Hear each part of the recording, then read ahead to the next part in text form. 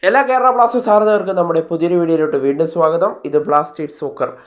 Kerala Blasters കോച്ചായ Ivan Vukomanovic Blasters വിട്ടുകഴിഞ്ഞു. ഇനി ഇവാനിസം ബ്ലാസ്റ്റേഴ്സിൽ തുടരില്ല.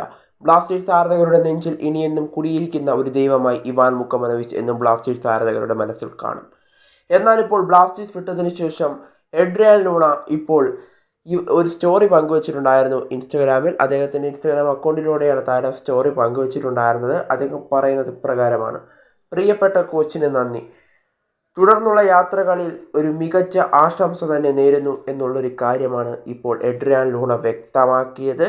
എന്തായാലും നന്ദിയുണ്ട് കോച്ചിന്. അതുപോലെ തന്നെ മുന്നോട്ടുള്ള യാത്രകളിൽ ഞാൻ ആശംസകൾ നേരുന്നു എന്നുള്ളൊരു കാര്യമാണ് എഡ്രിയാൻ ലൂണ ഇപ്പോൾ വ്യക്തമാക്കിയിരിക്കുന്നത്. എന്തായാലും ഇവാൻ മുക്കമനോവിച്ചിന് മുന്നോട്ടുള്ള യാത്രകളിൽ ഞാനിപ്പോൾ ആശംസകൾ നേരുന്നു.